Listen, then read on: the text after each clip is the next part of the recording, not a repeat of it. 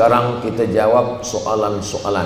Soalan ni ada yang melalui handphone, ada juga yang melalui zahir dan batin. Kita bacakan dulu yang melalui handphone. Yang pertama adalah, bagaimana mau bersyukur sedangkan hidup kita sentiasa ditimpa berbagai kesulitan? Kenapa kita merasa hidup kita susah? Akulah yang paling susah, sayalah yang paling sulit. Sebab kita tak membandingkan diri dengan orang lain. Nabi Ibrahim alaihissalam, ayahnya kafir, Azar namanya. Lepas dari ujian ayah, berhadapan dengan umat yang menyembah berhala. Lepas dari ujian umat, berjumpa dengan umat yang zalim ingin merampas istrinya. Lepas itu menikah dengan Sarah, tak ada anak. Lepas itu umur 86 tahun baru dapat anak namanya Ismail. Setelah Ismail lahir, kata Allah jauhkan dia, antar ke Makkah.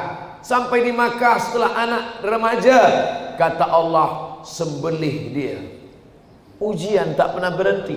Nabi Musa alaihissalam belum lagi lahir, Fir'aun bermimpi nampak budak kecil menarik mahkotanya. Kata Fir'aun, tangkap semua perempuan, anak yang lahir sembelih hidup-hidup, dianyutkan ke sungai Nil.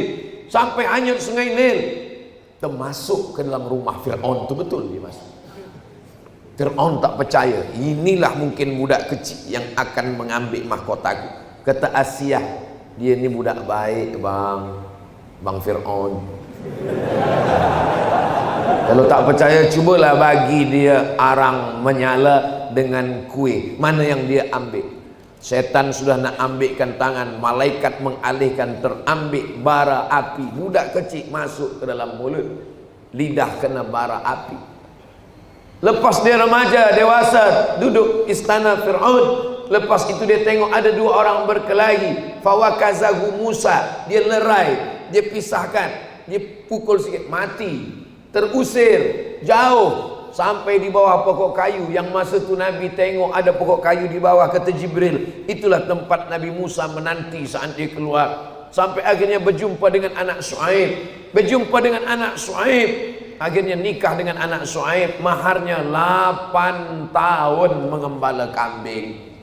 Bukan mengajarkan surat Ar-Rahman, bukan senang. Selepas dia kuat, dia berhadapan dengan Bani Israel, menghadap Fir'aun, dikejar-kejar Fir'aun. Nabi Zakaria, Nabi Yahya, Nabi Isa, mana ada mereka yang lepas daripada ujian? Itulah maka kita disuruh baca Quran, baca kisah Nabi-Nabi, orang-orang soleh, penuh dengan ujian. Nabi Muhammad SAW lahir, ayah dah meninggal. Kasih sayang ibu, emak meninggal. Kasih sayang datuk meninggal. Kasih sayang paman meninggal. Anaknya perempuan 4, 3 meninggal waktu dia masih hidup. Tinggal Fatimah seorang saja. Anak laki-laki meninggal 3-3-nya. Lalu kemudian umatnya melempar dengan batu, patah gigi, pelipis berdarah, kaki, semua. Jadi kalau ada orang merasa ujian saya ini banyak, macam mana kita bandingkan dengan orang-orang soleh, orang-orang yang luar biasa ibadahnya? Jadi sebetulnya ujian hidup kita ni belum ada apa-apanya. Kita merasa kita lah yang paling susah sebab kita belum membandingkan dengan orang-orang yang lebih daripada kita. Kita kira cakap saya ni betul atau tak betul? Alhamdulillah. Soalan yang kedua, dalam suasana kehidupan kini banyak cabaran. Mana yang lebih utama? Kita menunaikan hak ke atas orang lain atau menuntut hak kita ditunaikan oleh orang lain? Kalau ada hak orang lain pada diri kita, itu namanya kewajiban. Kalau ada hak kita di tangan orang lain, kita mesti tuntut sebab itu punya kita. Man mata duna malihi fahuwa syahid. Siapa yang mati membela hartanya, maka dia mati syahid. Tapi Yang paling penting jangan sampai kita memakan harta orang lain, menganiaya orang. Tapi kalau hak kita diambil orang, kita jangan diam, kita ambil balik. Yang paling penting antara keduanya, jangan sampai aniaya orang. Sebab apa? Sebab dosa zalim aniaya ini yang paling berat nanti di hadapan Allah Subhanahu wa taala. Saya Ustaz Abdul Somad, ada orang ambil duit saya tapi saya izinkan sajalah. Izin apa takut? Ini kadang orang sebenarnya dia takut, tapi dia kata izin, saya ikhlaskan saja. Tapi tiap hari dia sebut. 3. Saya ada pinjam duit dengan sahabat. Kerana kesibukan perkara hutang tersebut, terlupalah hingga sahabat saya ini meninggal. Bagaimana cara nak bayar hutang? Cari anak dia. Anak bini dia tak ada lagi. Ahli waris dia. Ahli waris dia pun tak ada juga. Satu pun dah habis ditelan tsunami semua. Habis ditelan bumi semua. Maka carilah masalih ammah, kepentingan am, ke tempat anak yatim, fakir miskin, masjid. Hitung kira berapa yang terpakai duit dia. 100 ringgit. Maka bagikan, kembalikan milik umat kepada umat. Hadhihi ummatukum ummatan wahidah. Ini adalah umat yang satu. Jangan sampai mati membawa hutang. Harimau mati meninggalkan belang, gajah mati meninggalkan gading, manusia mati meninggalkan hutang. Bagaimana kita mahu bersyukur sedangkan hidup kita sentiasa ditimpa kesulitan? Bandingkan kesulitan nabi-nabi, wali-wali, orang soleh. Kesulitan hidup kita ini belum ada apa-apanya dibandingkan dengan mereka. Tengok kesulitan Nabi Yusuf, saudara kandung mencampakkan ke dalam perigi, diambil oleh Aziz, dibawa ke Mesir, difitnah pula, mengganggu istri, padahal istrinya yang tak betul, masuk ke dalam penjara. Itu Nabi. Kita ni belum ada apa-apanya ujian kita ni. Dalam suasana hidup, saya ada baca hadis menyebutkan di akhir zaman ramai pengikut Dajjal dalam kalangan wanita.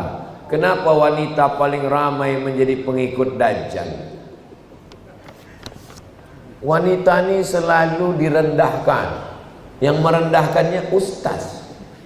Yang paling banyak ikut Dajjal wanita. Yang paling banyak masuk neraka wanita.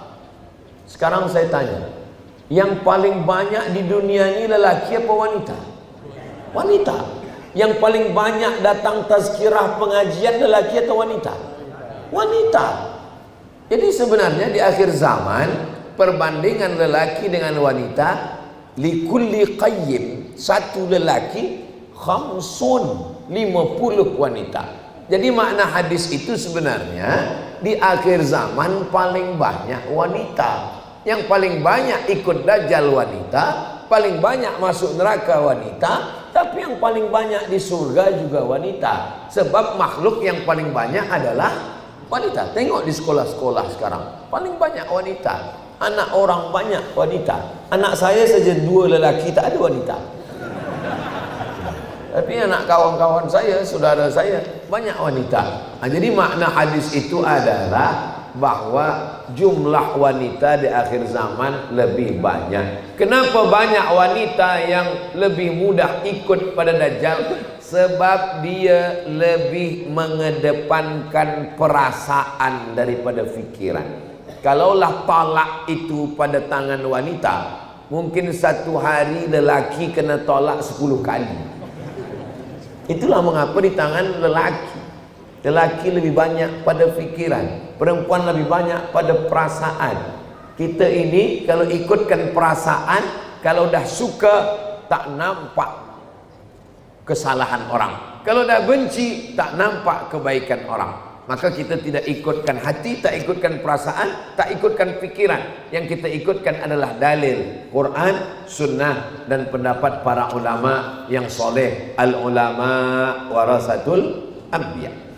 Apa hukum wanita keluar rumah selepas kematian suami sebelum habis iddah. Walladzina yutawaffawna minkum, lelakinya suaminya meninggal, wa yadharuna azwajan, meninggalkan istri, maka mereka menunggu berapa lama? Arba'ata ashhurin wa ashra, menunggu 4 bulan 10 hari. Bagaimana selama 4 bulan 10 hari itu? Bila tidak ada hajat darurat, dia di rumah. Tapi bila dia pegawai kerajaan, dia mesti bekerja, dia ada kewajiban, maka dia boleh keluar. Sebab makna tak boleh keluar sama sekali itu adalah perempuan dikhawatirkan dia ada perjanjian untuk menikah ke, untuk pinang meminang dan lain sebagainya. Dia mesti berpikir panjang, berduka cita, bertakziah. Selepas itu dia teruskan kehidupan dia selepas 4 bulan 10 hari. Ad-darurat tubihul mahzurat. Yang darurat membolehkan yang mahzurat. Wad-daruratu tuqaddaru biqadriha. Yang darurat ada kadarnya menurut para ulama. Idza daqal amru ittasa. Kalau suatu perkara itu sempit, maka dia menjadi lapang sebab maslahat. Hidup ini ada maslahat, ada mafsadat. Kalau dia ke rumah, keluar rumah ada mafsadat, ada kerosakan, maka dia tahan diri dia hingga 4 bulan 10 hari. Jadi kalau ada belia-belia yang nak menikahi janda, tunggulah 4 bulan 10 hari. Selepas itu maka pinanglah dia, insyaallah sakinah mawaddah warahmah. 6. Kalau seseorang berziarah kubur, apakah boleh duduk di atas simen pada kuburan tersebut yang ada di sebelah untuk baca Yasin dan seumpamanya? Li ayyajlisa ahadukum ala jamratin minan nar, kamu duduk di atas bara api neraka, fatuhriqu siyabahu, lalu bara api neraka itu membakar bajunya, membakar kainnya hingga kulitnya, lebih baik min ayyajlisa ala qabrin, daripada duduk di atas kubur. Yang dimaksud dengan kubur itu mana? Yang dimaksud dengan kubur adalah batas kepala, kaki, badan. Oh, kalau begitu badan batu yang ada di kanan kiri itu bukan kubur. Kenapa kita dilarang memakai kasut selipar padahal itu jalan? Kecuali di situ ada duri, ada air, ada kotor, maka seelok-eloknya selipar kita diletakkan. Tapi kalau dia ada jalan, boleh lalu, kita jalan lalu. Padahal itu bukan badan dia, tak ada jasad dia di bawah. Itu salah satu bentuk ihtiram, penghormatan, kemuliaan. Maka jangan duduk di situ. Kalau nak baca Yasin, adab kita ziarah kubur. Adab yang pertama, assalamualaikum ya ahla diyar minal mu'minin wa inna insyaallah bikum lahiqun yarhamullahu al-mustaqdimina wal mustakhirin, nas'alullah lana wa lakumul afiyah. Adab yang kedua, hikmat takut, sebab kita ingat mati. Uzkuru mahasina mautakum, ingat orang-orang baik yang ada di situ. Uzkuru min hadhimil lazzat, ingatlah banyak-banyak dia yang menghilangkan segala kenikmatan, yaitu ingat mati. Mengingat ziarah kubur ada 3 guna. Yang pertama, turiqul qulub, melembutkan hati. Yang kedua, tudmi'ul ain, meneteskan air mata. Yang ketiga, tazkiratan lil maut, mengingat mati. Jadi jangan tertawa, membuat sesuatu yang merosakkan hati orang yang berziarah. Kemudian membacakan likulli syai'in qalbun, segala sesuatu punya hati. Wa qalbul Qur'an Yasin, hatinya Al-Quran adalah Yasin. Iqra'uha ala mautakum, bacakan untuk orang yang meninggal. Tak sanggup baca Yasin, Fatihah sekali, Qul huwallah 3 kali, Qul bil falaq sekali, Qul a'udzu birabbin nas sekali. Tahlil afdal zikri fa'lam annahu la ilaha illallah, bacakan. Allahumma awsil thawaba ma qara'nahu, ya Allah sampaikanlah pahala bacaan saya. Al-Fatihah, Qulhu, Al-Falaq, An-Nas, pangkal Al-Baqarah, surah awal Al-Baqarah, ayat kursi, akhir Al-Baqarah 3 ayat, lillahi mafis. Tahlil kepada almarhum almarhumah yang ada, wa jami'il muslimin wal muslimat. Allahumma ighfir lahum warhamhum wa'afihim wa'fu anhum, Allahumma ja'al jannata maswahum, dan seterusnya. Lalu kemudian kembali mengingat kematian. Kuntu nahaitukum an ziaratil kubur. Dulu saya melarang kamu ziarah kubur. Tak boleh ziarah kubur. Ala fazuruha. Sekarang maka ziarahlah ke kubur dengan tetap menjaga adab-adab. Last sekali. Berdoa berzikir selepas sholat itu boleh atau bid'ah? Assalamualaikum warahmatullahi wabarakatuh. Assalamualaikum warahmatullahi wabarakatuh. Habis sholat. Sholat itu aqwalun ucapan, wa af'alun perbuatan. Muftatahatun bitakbir, dibuka dengan takbir Allahu Akbar. Wa muhtatamatun bitaslim, ditutup dengan salam. Assalamualaikum warahmatullahi wabarakatuh. Habis sholat. Jadi kalau ada orang bertanya ke saya, Assalamualaikum, ya, bolehkah bersalaman selepas sembahyang? Saya selalu jawab. Saking selalu jawab mungkin dia tak dengar, lama-lama saya marah juga. Kata saya, jangankan bersalaman, kentut pun boleh. Kalau sebelum sembahyang tadi dah bersalaman, lepas sembahyang dia bersalaman lagi, hukumnya mubah. Kalau sebelum sembahyang dia tak ada bersalaman, selepas sembahyang baru dia bersalaman, hukumnya sunnah. Begitu kata Imam An-Nawawi. Adapun berzikir maka sunnah. Subhan, astaghfirullah, astaghfirullah, astaghfirullah, astaghfirullahalazim, astaghfirullahalazim. La ilaha illallah la syarika lah, lahul mulku wa lahul hamdu. Allahumma antas salam wa minkas salam. Allahumma la mani'a lima a'taita wa la mu'tiya lima mana'ta wa la radda lima qadaita. Subhanallah 33, alhamdulillah 33, Allahu akbar 33. Dilengkapkan menjadi 100. La ilaha illallah la syarika lah, lahul mulku wa lahul hamdu yuhyi wa yumiitu wa huwa ala kulli syai'in qadir. Adapun masalah jahar atau sir, itu yang ikhtilaf. Zikir selepas salat tak ada ikhtilaf, sunnah. Yang ikhtilaf itu jahar atau sir.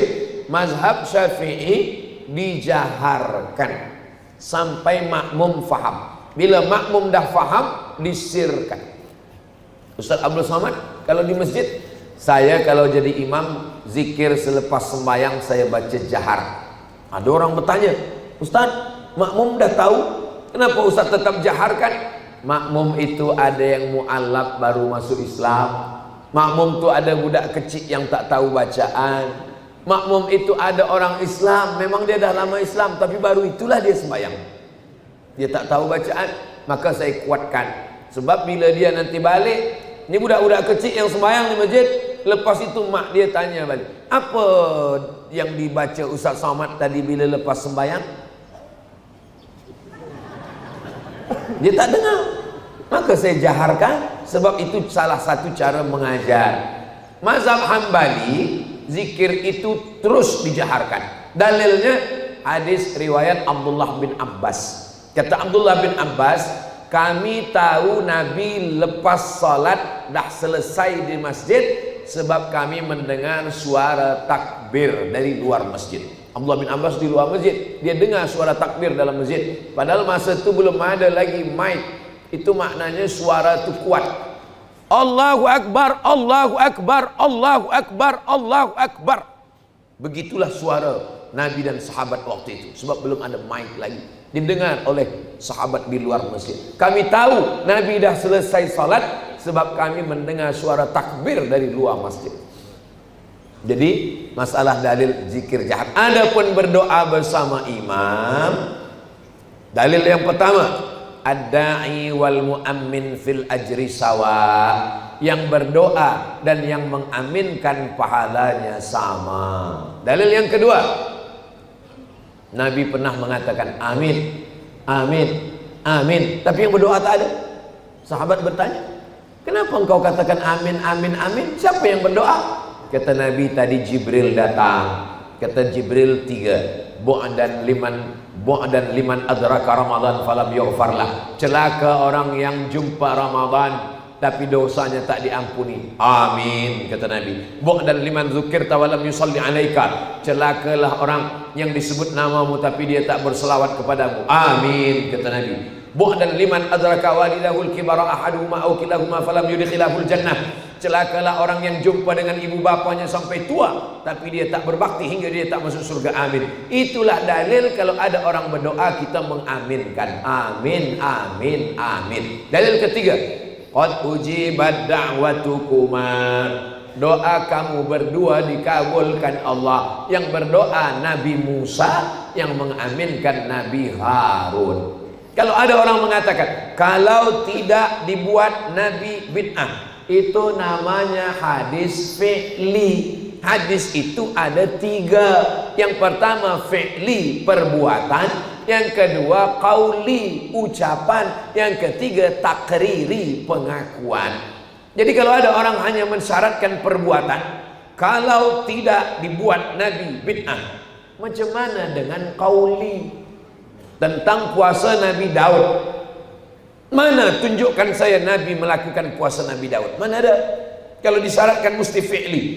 Ada orang tawau, puasa Isnin, puasa Selasa makan, Rabu puasa, Khamis makan, Jumat puasa, Sabtu makan.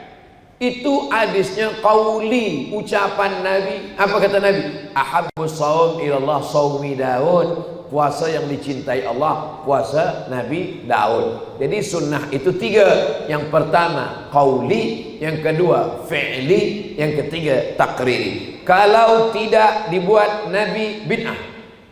Imam Ahmad bin Hanbal, Imam Hambali, punya anak lelaki namanya Abdullah.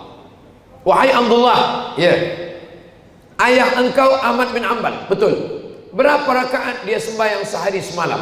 Salasami'ati raka'ah, 300 rakaat. Mana ada dibuat Nabi? Kalau kaedahnya kalau tidak dibuat Nabi masuk neraka, berarti Ahmad bin Hanbal masuk neraka lah, karena dia membuat 300 rakaat sehari semalam. Nabi punya anak namanya Fatimah. Fatimah punya anak namanya Husain. Husain punya anak namanya Ali Zainal Abidin. Mengapa dia dipanggil Zainal Abidin? Perhiasan ahli ibadah. Kata Imam Az-Zahabi dalam kitab Syiar A'lam An-Nubala, kerana Imam Ali Zainal Abidin bersujud sehari alfa sajadah, 1000 kali sujud. Mana ada Nabi 1000 kali sujud? Kalau tidak dibuat Nabi, penuhlah neraka itu dengan orang-orang soleh. Abu Hurairah sebelum tidur malam, dia gulung tali, dia petik 1000 kali tasbih sebelum tidur malam. Subhanallah, subhanallah, subhanallah, subhanallah. Baru dia tidur. Tengok kitab Syiar A'lam An-Nubala. Kalau begitu masuk neraka lah dia. Sebab Nabi tak pernah memetik 1000 kali baru tidur malam. Imam Masjidil Haram, Syekh Abdurrahman Sudais, malam Ramadan sembahyang tarawih, membaca doa khatam Quran dalam sembahyang tarawih. Kita di bumi Melayu baca doa khatam Quran itu bila anak dah khatam Quran bersunat, bukan dalam sembahyang, di luar sembahyang. Mana ada Nabi baca doa khatam Quran dalam sembahyang tarawih? Kalau begitu masuk neraka lah Imam Abdurrahman Sudais sebab baca doa. Nah, jadi memahami sunnah tidak sempit macam itu. Kalau tidak dibuat Nabi masuk neraka, penuh neraka itu dengan orang-orang soleh. Nah, jadi mengaji ini kita mesti khatam, kita mesti jelas, tanya kepada para ulama. Apalagi di Malaysia, di Sabah, ada mufti, ada alim, ada ahal ehwal agama Islam, ada para asatis, ada para tuan-tuan guru. Mengaji, mengaji, mengaji. Jangan berhenti mengaji, bersanad kepada guru-guru. Imam dulu bertanya, dari mana kamu dapat ilmu? Dari Imam Al-Bukhari. Imam Bukhari dari siapa? Dari Abdullah bin Maslamah. Abdullah Maslamah dari siapa? Dari Malik bin Anas. Malik bin Anas dari siapa? Dari Abu Zinad. Abu Zinad dari siapa? Dari Al-A'raj. Al-A'raj dari siapa? Dari Abu Hurairah. Abu Hurairah dari siapa? Dari Nabi Muhammad SAW. Berguru, bersanad kepada para guru. Sekarang orang ditanya, kamu dapat dari siapa? Dari Google, dari YouTube. Kami pun mengaji dengan Ustaz Abdul Samad dari YouTube. Yang penting orangnya ada. Pernah berjumpa, tak jumpa, insyaAllah ilmu sampai. Dan yang paling penting kita belajar kepada ulama Ahlus Sunnah wal Jamaah. Itulah kaji kita subuh ini. Mudah-mudahan yang menyampaikan dan yang mendengar sama-sama diridhai Allah Subhanahu wa taala. Ala hadhihi niyah, untuk niat yang baik-baik ini, Al-Fatihah.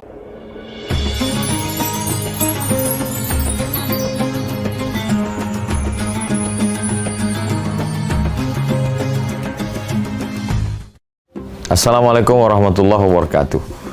Jamaah dimanapun berada, saya sedang bersama dengan santri-santri penghafal Quran Pondok Pesantren Tahfiz Quran Az-Zahra. Mari kita support Pondok Pesantren Tahfiz Quran Az-Zahra gratis melalui donasi Bank Syariah Indonesia (BSI).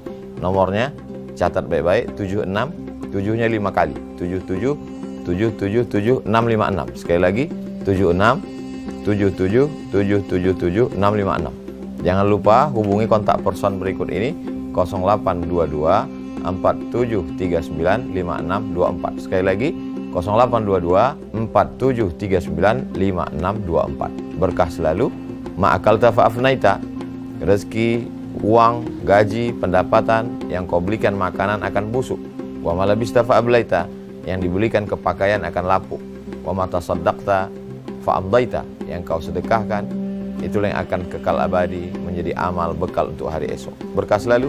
Assalamualaikum warahmatullahi wabarakatuh. Az-Zahra